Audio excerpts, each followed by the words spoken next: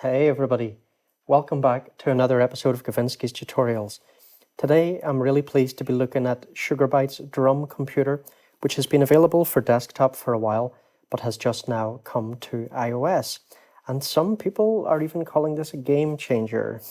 And I would definitely agree, actually. I think it really is. It's a brilliant, brilliant drum machine. Very powerful.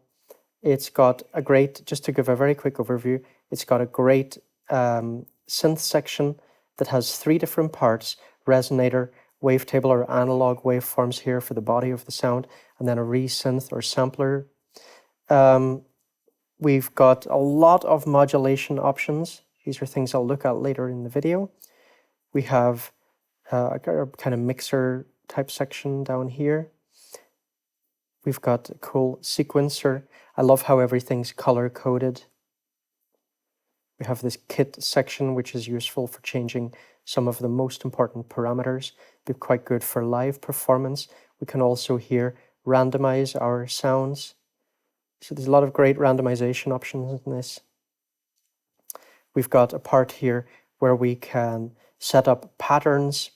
So it's kind of like a song mode, and we can do different modulation using different kinds of mapping, zoning, things like this. Okay, so first thing first, I've got 2 copies of this app to give away. So look at the pinned comment at the top of the YouTube comment section. These are only available to subscribers. So look at that comment and see all the details of what you need to do to win if you're watching in the first 2 days of release of this video. And if you're watching after that, well, hit that subscribe button and that notification bell so you don't miss out on future giveaways. So thanks to Sugar Bytes anyway for providing those free copies. Because it's not a cheap app, this, but I think it's well worth it. It's really, really good. Okay, so let's first just have a listen to some presets.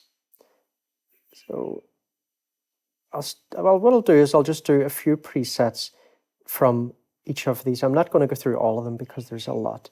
Maybe some of them I'll do a few more presets than others, just to give you a flavor of what this can sound like. Then I'll do my tutorial. So we click things here, we press play. Another thing I just want to mention, this pin button. So when we change through presets, also the sequencer will change. But if we pin it, like for example, let's say on this preset, I like the way the sequence is set up, but let's say I like the sounds that are going on in this preset. Well, now I'm going to be getting the sequence from the last one and the sounds from this one. I'll maybe experiment with this as we're going along. Another cool thing to point out here is this Make Kit button, which maybe I'll sometimes use. If we hit Make Kit, then all of the synth section will become all randomized. You can see here when I press this, the knobs are changing. Okay, let's go and listen to some stuff. I'll take off the pin. I press play.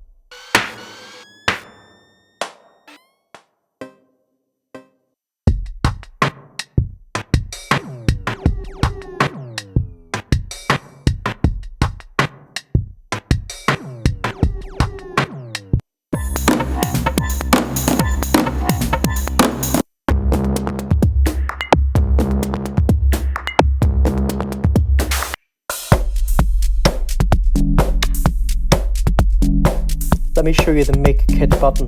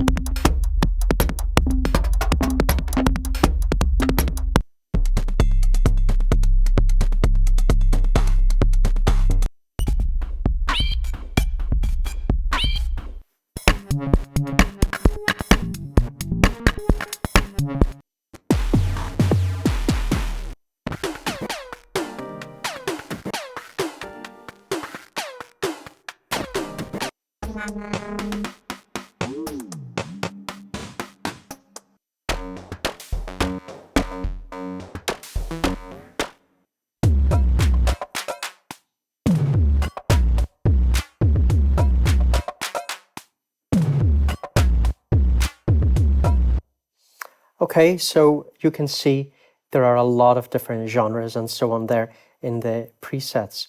But again, you know, the Make Kit button is just brilliant because you've got then infinite presets basically.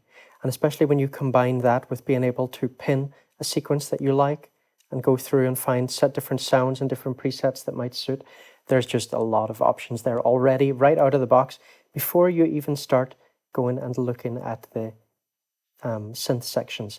So now anyway, let me move on to the next part of the video and I will look in more detail at the synth section. Okay, so first here we have our global button. Now remember, here we're just working on sound 1. and the colors change and so on to help remind us of that. So first thing, let me just play something and let me solo that. It's solo already, yeah, okay. Now, let me show you this pitch and roll. So if we go into this mapping section here, we have here some keys mapped to number 1, these ones. Now you can set all this up flexibly. You can also trigger these from an external keyboard, but I'm just using the on-screen one here.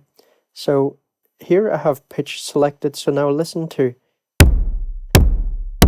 how this pitch will rise. Listen, it's more obvious with the roll. Listen here.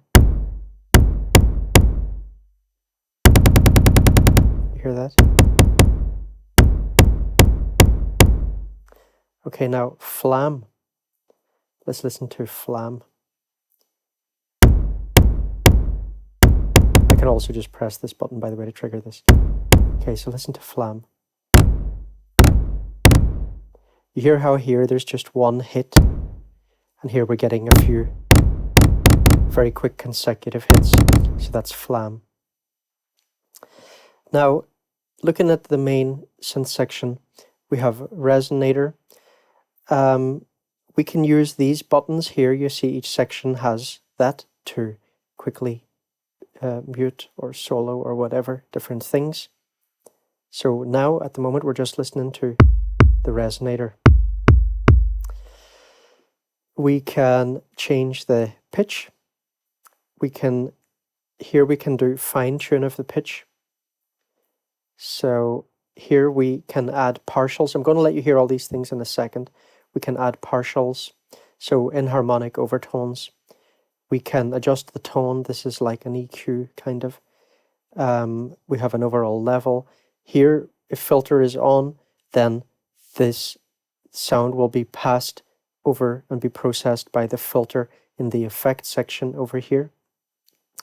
We can change the filter type, and here we change the resonance amount. The pitch is like a cutoff point for the resonance for the filter. Here we have pitch modulation, and we can make that velocity sensitive. Again, we'll experiment with these things later. Now, here we have an envelope. So the envelope will basically determine the kind of sound that the exciter makes. So what is an exciter? When you hit a drum, for example, let's say the stick is hitting the drum, then the stick is the exciter. And then what the resonant quality of that will be will depend on the shape and the material and other things, right, of the drum. Here the decay is the decay for the exciter. So let's just experiment with these. So first let's see the pitch.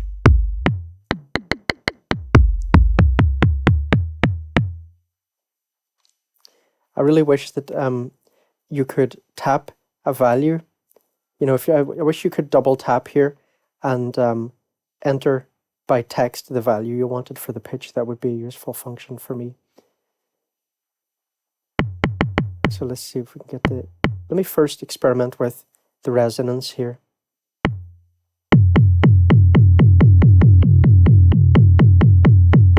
See the partials.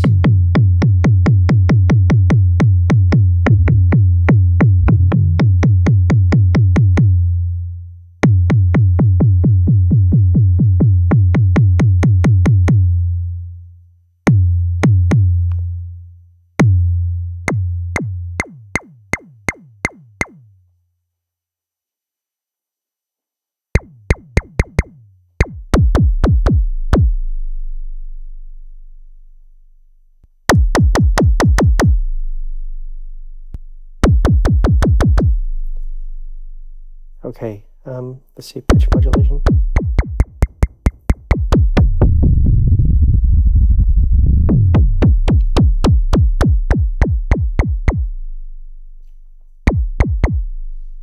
Okay, let's look at the second part here. So I'll take off the resonator. So now we're listening to the wavetable here. So first of all, what is a wavetable? Well, a wavetable is basically a bunch of waveforms strung together, and then you can morph through them. Beautiful, right? So here we also, I won't repeat the controls we've already talked about, like pitch level and so on. Let's just note that we have frequency modulation here, and that is using the waveform from the resonator to modulate the waveform over here in the wavetable section. And we also have ring modulation. So let's have a little listen.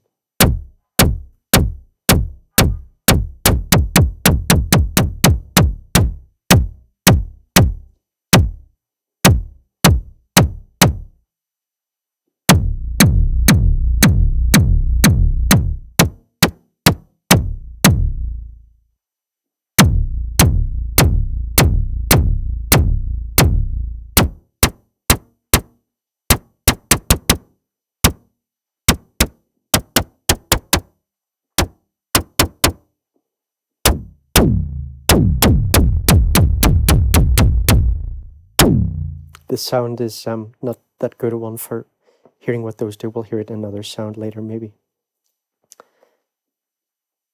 Okay. Again, different things we can experiment here.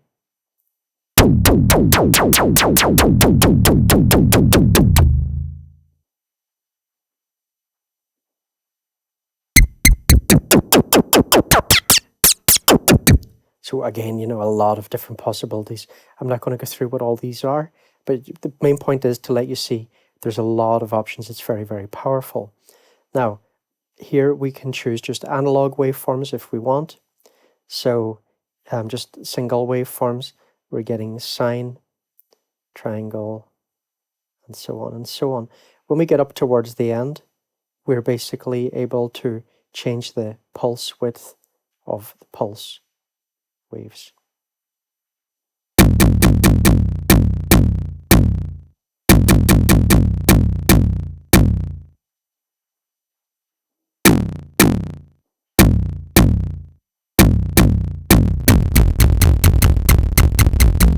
Now you can hear the ring modulator making more difference.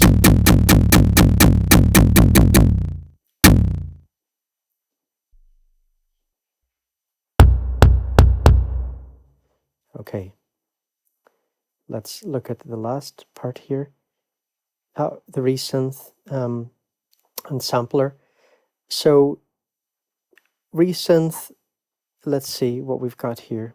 We've got a bunch of different things, including, was quite interested in some chord type things.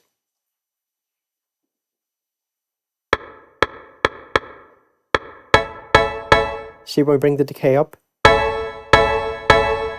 If the decay is very short, you're not going to notice that that's got any kind of chordal quality. These are very cool. One thing I will say is that I wish that there were arrow buttons here that you could move through and sample everything one after the other quickly, the way that you can in the main preset menu. This is really aggravating to me because you want to maybe go in and find out what all these things are. Well, the only way you can do it is by going in one by one. You know, let's say I select this. And let's say I want to change it. Okay, I come out here again. I have to do another few clicks, go in here. You know, it's not convenient to choose presets here. So that is another point I would like to make. Color, this is kind of, you can see here, this is basically acting as a filter.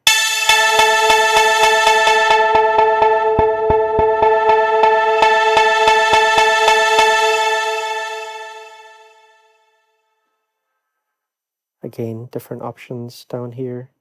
Just try a couple of these. Here we're inverting that.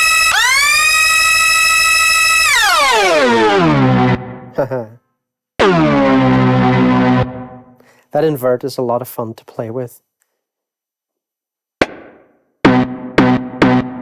Obviously it was really crazy right now because my decay was very high. So bring down the decay a bit lower if that's going too mad.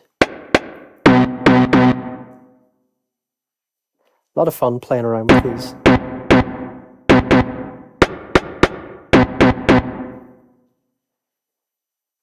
Sampler.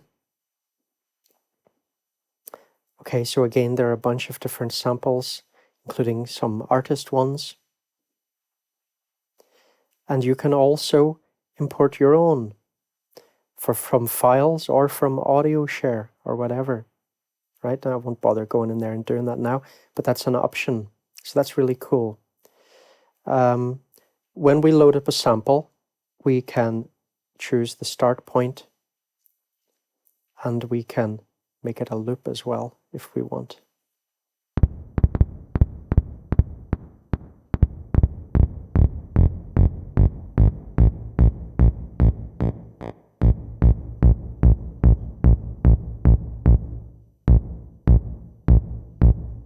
Very cool, very cool.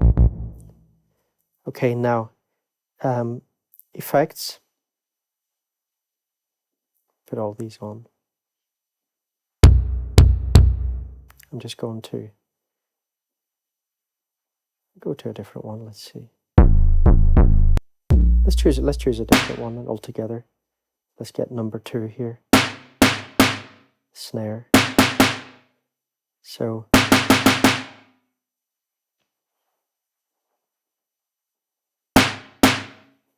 let's play a little bit with the filter. So you see here, this is cool. This has got this vowel style filter. We've got a bunch of different filters here.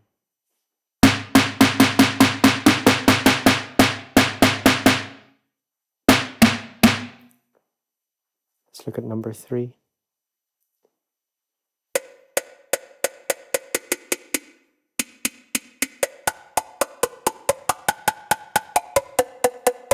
So we're getting these interesting formants. We also have a couple of types of distortion here. These will be more suitable on some sounds than on others. Let's see.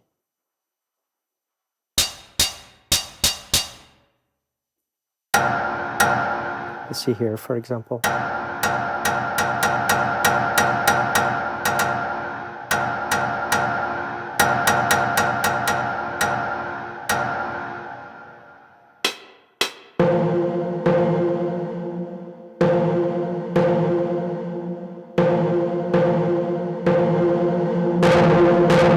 There we go.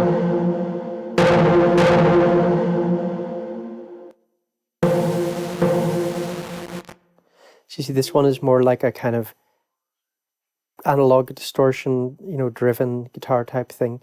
This is more like a digitally bit reduced thing. And we can adjust the amount of compression here and so on. Then we have the EQ, high frequency and high gain. Okay, this is simple enough. I won't play around with that.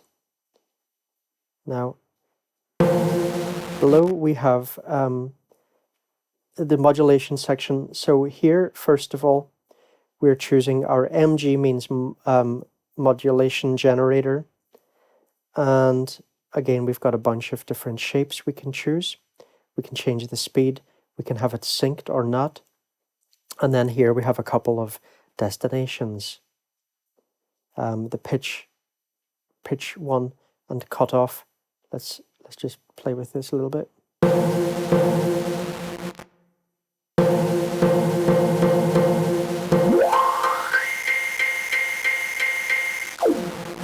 So here we can set different destinations. We got tons of choice. You can see why I'm not going to try and go through and show you everything here. There's far too much choice. So we've got another one of these over here. Here is where we can either set it to be loop or one shot. And then over here, again, we have more modulation sources are along the bottom. Then we have our amount, either negative or positive. And then here we have our target. So we can set 4 different sources, 4 different targets, and adjust the amount of each. So, oh my God, I mean, there's just a crazy amount of possibilities here for modulating things. So I think we've looked at everything in the synth section. Let me see quickly, is there anything that I've missed here? I've already mentioned the mixer section at the bottom here, and yeah, the reverbs over here. Maybe just let you hear the reverbs actually would be a good thing to do at this point. Let me take that decay or that distortion off. That's pretty cool. Okay. So you can see here, this already has a lot of reverb on it. It's got room and hall reverb both whacked up.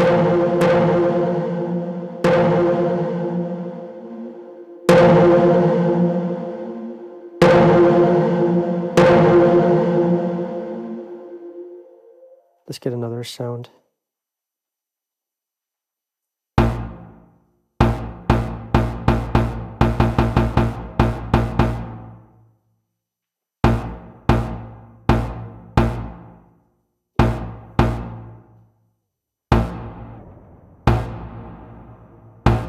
You hear the difference here when I increase the size of the hall reverb.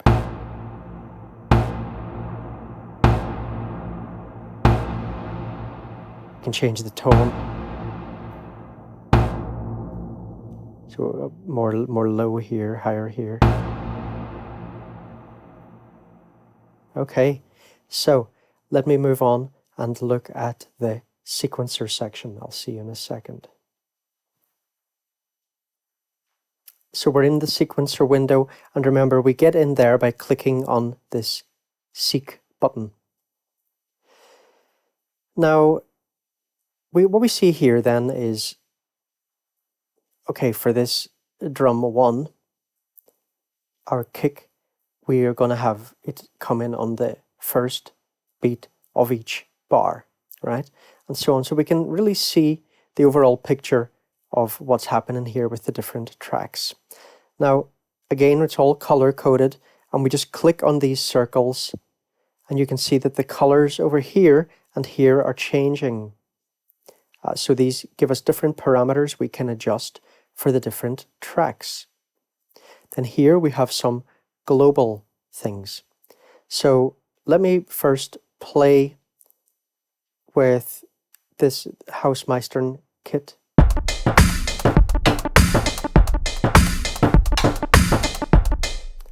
Now, what I'll do here is I'll play with the swing and humanize, and what you can notice is that when the I symbol is on here, we're going to be actually able to see how the swing and humanization are applied. I can't think of another iOS drum machine or anything or drum sequencer that I have used personally that shows you this, so this is really cool. We can use these to move the whole sequence forward or backwards, and we can randomize it as well. And then remember, you've got the undo button anytime you don't like something, so that's wonderful. I can't remember how many steps of undo it can remember, but it's quite a lot. I'm just thinking off the top of my head, it's like 20, 30 something maybe. Could be wrong though. Anyway, it should be enough. Okay, so we'll do that, and then what I'll do as well is I'll start taking some individual tracks and start playing around with them, so we can change the tempo for individual tracks. We can make the direction of the track go forward or make it go forward and backwards. We can just shift beats in that individual track forwards and backwards. We can randomize the individual track. We can clear the track and start from scratch.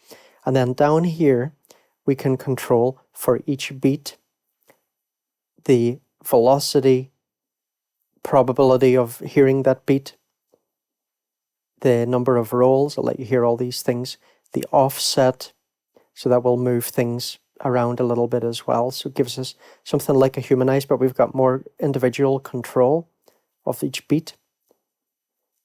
Decay levels for different beats, pitch of different beats, and the modulation amount that is applied to different beats.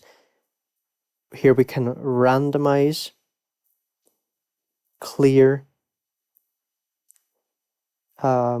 Here, if we look at this one, for example, we're getting this graded kind of thing. If we press this button, it'll invert that. Here we've got this kind of stepped thing, and again, if we press this, it will invert that. So let me just go in and play around with different things, and you can just follow my mouse button and see what I'm doing and hear it. So first I'm going to click back out and come in again.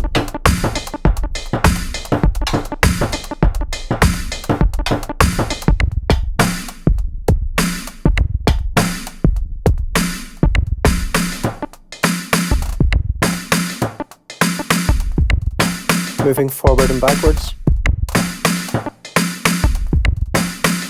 That's not something you would want to do when you're performing, the forward and backward. But the random is definitely something I think you could get away with doing when you're performing.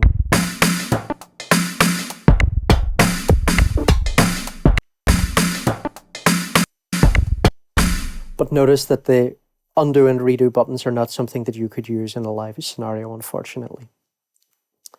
Okay.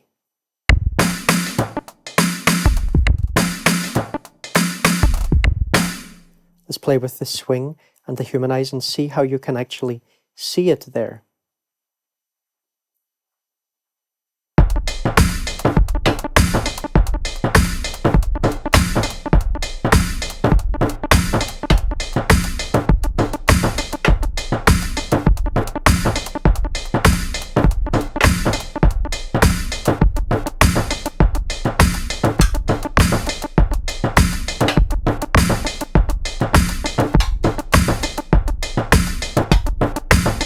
That humanize will just make it less robotic.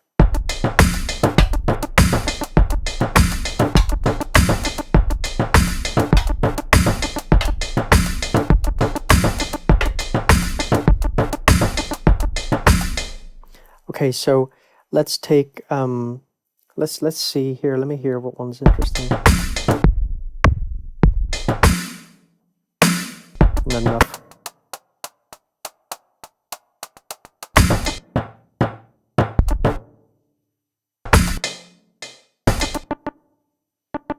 Let's take number 7, for example, especially because it's pitched. It's going to be very easy to hear the pitch changes, and that's what's a good one to do as an example. So I'll play around with some things here with its tempo and so on, and also settings down here, and that'll hopefully give you an idea of what's going on. I'll unsolo it though.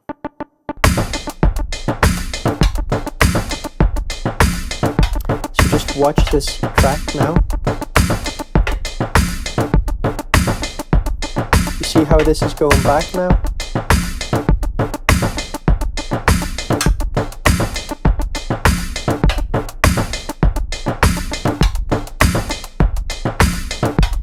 Random.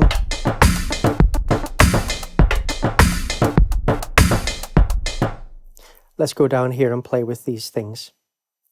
Maybe for this I'll solo it. I think it will be easier for you to hear.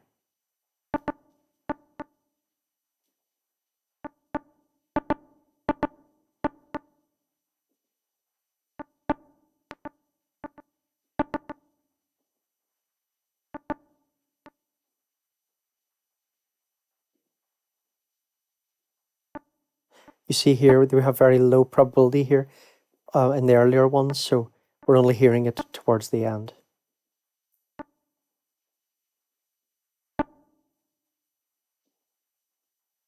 Let's randomize that again.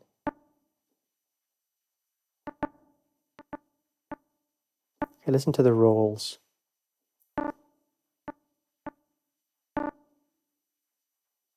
Now look and see the offset. See how we're seeing that changing there? It's just moving them slightly forwards and backwards. Decay amounts. Now, of course, you don't have to randomize these, right? You can, draw these in yourself, right? Let's randomize the pitch.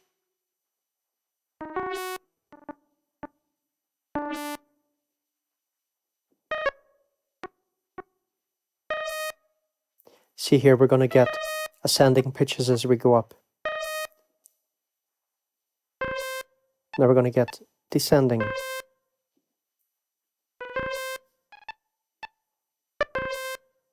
I'll just put the probability up so we're going to hear all of them.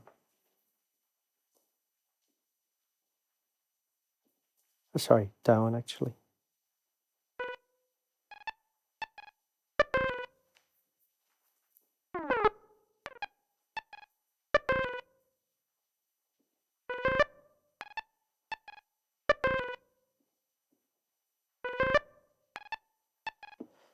Okay, let's unsolo this.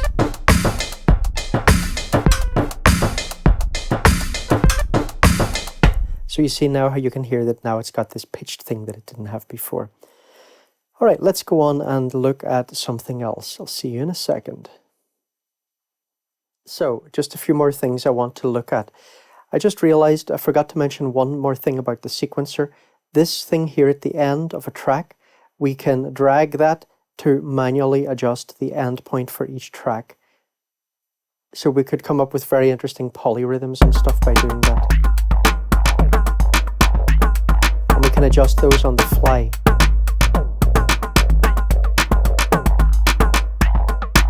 Brilliant.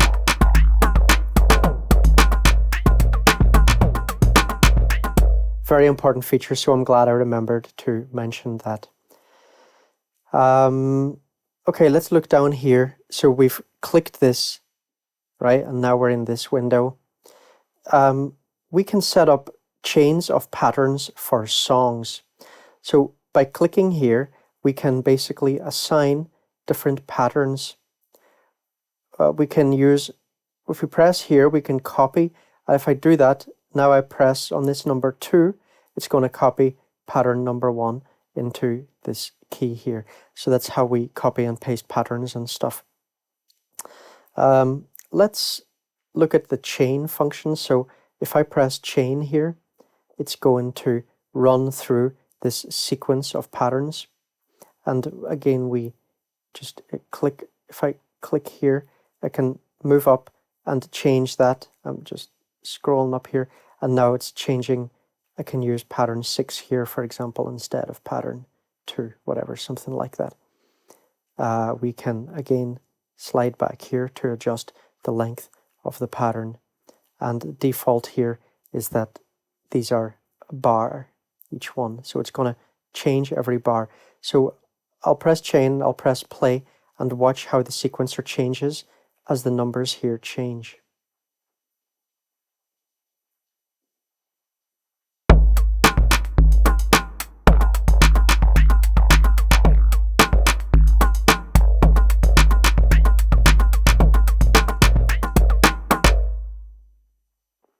Some of these are empty. Again, you can just copy and paste in there. So this is really cool, really cool. We can also mute individual drums here by pressing these. Now see, the idea is, I mean, you can use an external keyboard to do these things, right? And then we can use these keys for modulation and we can, like, remember in the sequencer section, wasn't it? We looked, for example, at, setting this to modulate the pitch and the roll and so on. So I won't really go into that again, just to mention that you can drag around to change the start points of different zones and things like that.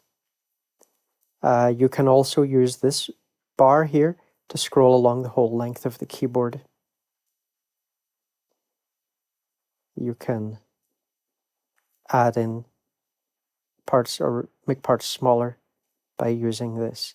Okay, just one more thing I want to mention in this section, the remix and the auto 1 and auto 2. So we can use these autos will do a kind of auto fill. So let's just take chain off. A remix is cool. With remix, we press along here and we'll get different sort of live remixing possibilities.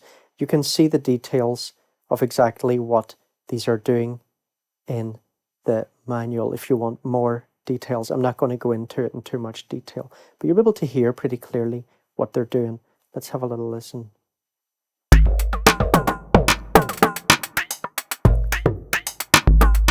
You see here, I'm using this, just going along this remix thing at different points to remix it live. Let's try some fills. When you see that flashing, the fill is happening. That'll happen every few bars.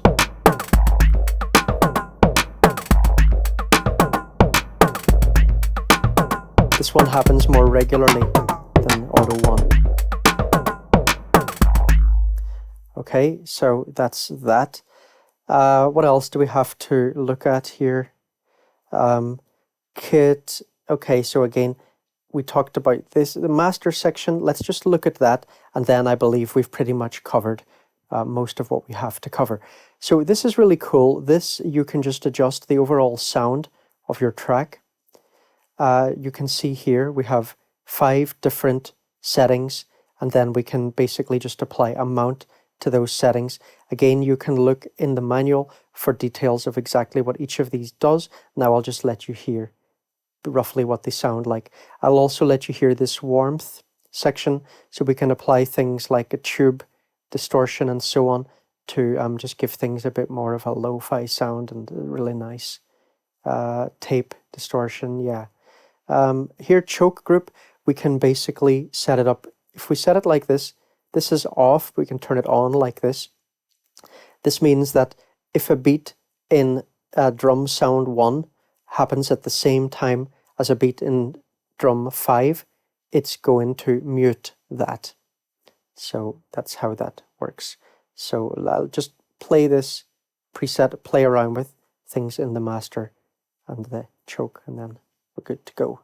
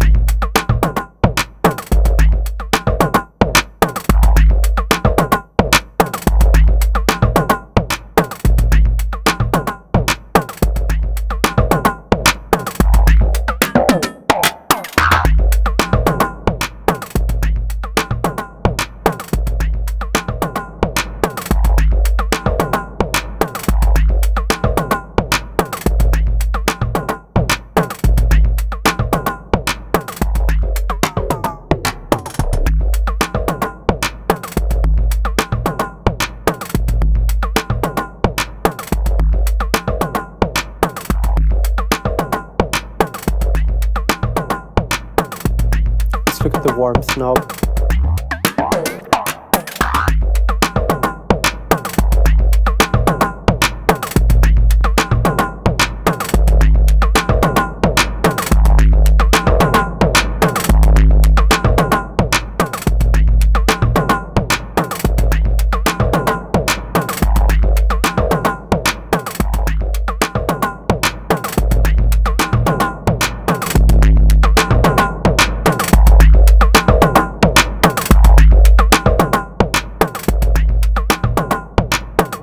Really like that tube one. So I think we've covered everything here pretty much. Like I say, some details and stuff you can go and check in the manual for, but I think we've gone through quite a lot here. Definitely you are now in a position to get the app without reading the manual and have a pretty good idea how to use it. So thanks for watching, everyone. A lot of time goes in. You know, I make a few videos every week on new apps. It really takes time to get to know an app like this, and then as soon as I've done it, I'm off, you know, having to learn the next app. So please give this video a like, share it on social media and stuff like that. Help the channel out. I'd really appreciate it. Subscribe if you haven't. We've got a lovely active comments section. Get in there, you know, write comments. If you ask questions and so on, I'll answer to the best of my ability.